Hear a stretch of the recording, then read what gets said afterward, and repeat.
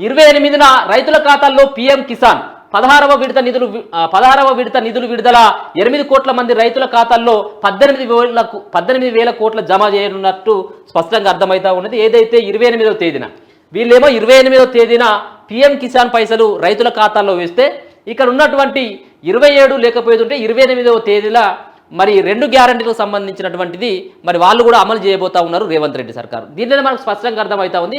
ఒక పక్కన 27, 29కేమో రేవంత్ సర్కార్, 28నేమో మోడీ సర్కార్ ఈ విధమైనటువంటి నిర్ణయాన్ని తీసుకుంటుంది. కాబట్టి ఖచ్చితంగా మార్చి ఫస్ట్ వీక్లో ఎన్నికల షెడ్యూల్ వచ్చేటువంటి అవకాశం స్పష్టంగా కనబడతా ఉంది.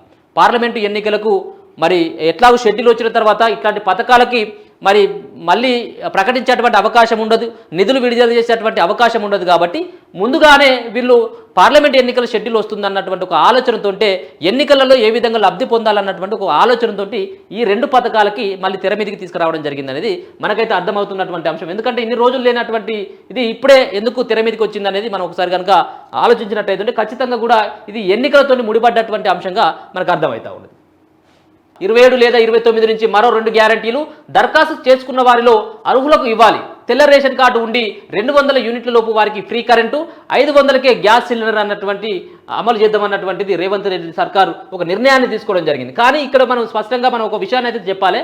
ఏదైతే తెల్ల రేషన్ కార్డుకు సంబంధించినటువంటి దానిలో దర్దాపుగా గ్రామాలలో కానీ ఎక్కడైనప్పుడు కూడా తెలంగాణ ప్రభుత్వం ఏర్పడిన తర్వాత ఆల్రెడీ 9 సంవత్సరాలు కేసీఆర్ పరిపాలించిన తర్వాత ఎక్కడ కూడా వాళ్ళ సర్కారు తెల్ల రేషన్ కార్డు ఇచ్చినటువంటి దాఖలు చాలామంది కూడా రేషన్ కార్డుల కోసం వెయిట్ చేస్తూ ఉన్నారు. చాలా సందర్భాల్లో అప్లికేషన్స్ కూడా పెట్టుకోవడం జరిగింది. కానీ వాళ్ళ అప్లికేషన్స్ అన్ని రిజెక్ట్ కావడం జరిగింది. ఒక్క తెల్ల రేషన్ కార్డు కొత్తది కూడా అంటే కొత్తది ఎక్కడ కూడా ఇచ్చినటువంటి దాఖలు కనపడలేదు. మరి ఇప్పుడున్నటువంటి రేవంత్ రెడ్డి సర్కారు కూడా తెల్ల రేషన్ కార్డుకి అలాగే గృహ అవసరాలకు వినియోగించేటువంటి 200 యూనిట్లకి కరెంటుకి అలాగే 500 గ్యాస్ సిలిండర్ కూడా మరి రేషన్ కార్డుతో ముడిపెట్టేటువంటి ప్రయత్నం చేస్తూ ఉన్నాడు. ఒకవేళ కనుక నిజంగా రేషన్ కార్డుతో కనుక వీటిని ముడిపెట్టినట్టయితే చాలామంది కూడా అర్హులు కూడా వాళ్ళు అర్హత సాధించలేకపోతారు. ఎందుకంటే వాళ్ళకి రేషన్ కార్డు లేదు కాబట్టి మీ యొక్క దరఖాస్తును మేము తిరస్కరిస్తున్నాం అన్నటువంటి అది కూడా చెప్పేటువంటి ఆస్కారం ఉంటుంది. కాబట్టి ముందుగా ఏదైతే మీరు ఈ పథకాలు అమలు చేసేటప్పుడు తెల్ల రేషన్ కార్డు ముందుగా ఎవరైతే అర్హులు ఉంటారో వాళ్ళకి రేషన్ కార్డు జారీ చేసిన తర్వాత పథకాలకి రూపకల్పన చేయాలి, పథకాలు కూడా అందించాలని చెప్పేసి మెజార్టీగా ఉన్నటువంటి ఎవరైతే రేషన్ కార్డు రానటువంటి బాధితులు అయితే మాత్రం వాళ్ళకు అప్లికేషన్ చేసుకుంటా ఉన్నారు. గతంలో కూడా ఏదైతే ప్రజాపాలన భాగంగా అందరి దగ్గర నుంచి కూడా దరఖాస్తులు తీసుకోవడం జరిగింది. అర్హులకి ఎవరైతే ఉంటారో అర్హులకి ఖచ్చితంగా మేము అన్ని పథకాలు అందజేస్తామని చెప్పడం జరిగింది. ఒకవేళ కనుక మీకు రేషన్ కార్డు లేనట్టయితే ఉంటే వైట్ పేపర్ పైన మీరు మాకు రేషన్ కార్డు లేదన్నటువంటిది ఆ యొక్క మెన్షన్ చేసి మీరు దరఖాస్తు చేసుకున్నట్టయితే ఉంటే మీరు రేషన్ కార్డుతో పాటు మీకు పథకాలు కూడా అమలు చేస్తామని చెప్పేసి అక్కడ ఉన్నటువంటి ప్రజాప్రతినిధులు చెప్పడం జరిగింది. మరి దయచేసి వాటిపైన కూడా మీరు దృష్టి సారించాల్సినటువంటి అవసరం ఉంటుంది.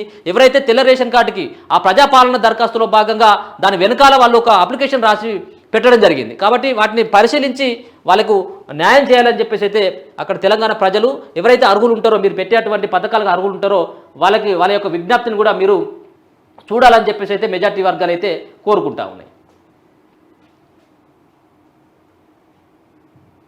దీనికి సంబంధించినటువంటిదే మరి 27 లేదా 29 నుంచి మరో 2 గ్యారెంటీలకు సంబంధించినటువంటి ఒక వార్తను అయితే చూసుకోవచ్చు. రేవంత్ సర్కార్ నిర్ణయం తీసుకోబోతుంది అన్నటువంటి వార్తను చూసుకోవచ్చు. ఈ నెల 27 లేదా 29వ తేదీ నుంచి మరో 2 గ్యారెంటీలను అమలు చేయాలని రాష్ట్ర ప్రభుత్వం నిర్ణయించినట్టు తెలుస్తుంది. ఇవాళ సచివాలయంలో CM Revanth Reddy cabinet sub కమిటీలో భేటీ అయ్యారు. ఈ సందర్భంగా మహాలక్ష్మి పథకం అమలుపై అధికారులకు పలు సూచనలు చేశారు. ప్రజాపాలనలో దరఖాస్తు చేసుకున్న వారిలో అర్హులందరికీ అందేలా చర్యలు తీసుకోవాలని, ఎలాంటి తావు లేకుండా గృహలక్ష్మి పథకాన్ని పారదర్శకంగా అమలు చేయాలని సీఎం విద్యుత్ శాఖ అధికారులను ఆదేశించారు. తెల్ల రేషన్ కార్డు ఉండి 200 యూనిట్ల లోపు గృహ విద్యుత్ వినియోగించే వారందరికీ ఈ పథకం వర్తింపజేయాలని అధికారులకు స్పష్టంగా ఆదేశాలు జారీ చేశారు. మార్చి మొదటి వారం నుంచి విద్యుత్ బిల్లు జారీ చేసేటప్పుడు అర్హులైన వారందరికీ గృహలక్ష్మి పథకం కింద జీరో బిల్లులు జారీ చేయాలని సూచించారు. ప్రజాపాలన దరఖాస్తుదారుల్లో అర్హులందరికీ 500కు గ్యాస్ సిలిండర్ అందించాలని సీఎం అధికారులకు సూచించారు. ప్రభుత్వం ఇచ్చే సబ్సిడీని నేరుగా లబ్ధిదారుల ఖాతాకు బదిలీ చేయాలా, ఏజెన్సీలకు చెల్లించాలా, అందుకు ఉన్నటువంటి అడ్డంకులు, ఇబ్బందులు, సాధ్యాలపై సివిల్ సప్లైస్ ఆర్థిక శాఖ అధికారులను అడిగి తెలుసుకున్నారు. ఎలాగైనా సరే లబ్ధిదారుడు 500 చెల్లిస్తే సిలిండర్ ఇచ్చేటట్లు చూడాలని, ప్రజలకు అనువైన విధానాన్ని అనుసరించాలని ముఖ్యమంత్రి రేవంత్ రెడ్డి చెప్పారు. అవసరమైతే గ్యాస్ సిలిండర్ పంపిణీ చేసే ఏజెన్సీలతోనూ చర్చలు జరపాలని సూచించారు. సమావేశంలో మంత్రులు ఉత్తమ్ కుమార్ రెడ్డి, దుద్దిల శ్రీధర్ బాబు వీళ్ళందరూ కూడా పాల్గొనడం జరిగింది. మొత్తానికైతే ఇక్కడైతే ఎన్నికల దగ్గర ఉన్నాయి కాబట్టి ఈ ఖచ్చితంగా అమలు చేసేటువంటి ఆస్కారం కనబడతా ఉంది. 500 రూపాయలు చెల్లిస్తారు అంటే మీరు గ్యాస్ ఏజెన్సీలకు చెల్లించుకుంటారా, మీరు ఎవరికి చెల్లిస్తారని, మిగతా సంబంధించిన సబ్సిడీ పైసలు ఎవరికి చెల్లిస్తారనేది మనకు అనవసరమైనటువంటి విషయం. కానీ 500 వినియోగదారుడు కనుక 500 రూపాయలు గ్యాస్ కోసం ఇచ్చినట్టయితే ఖచ్చితంగా వాళ్ళకు లబ్ధి చేకూరాలి. 500 ఇచ్చినట్టయితే వాళ్ళకి గ్యాస్ ఇవ్వాలి. వీటిపైన సాధ్యాసాధ్యాలపైన కూడా మరి మీరు ఒకసారి క్షేత్రస్థాయిలోకి వెళ్ళి మరి పరిశీలించాలని చెప్పేసి అయితే అధికారులకు కూడా ఆదేశాలు జారీ చేసినట్టుగా మనకు అర్థమవుతా ఉంది.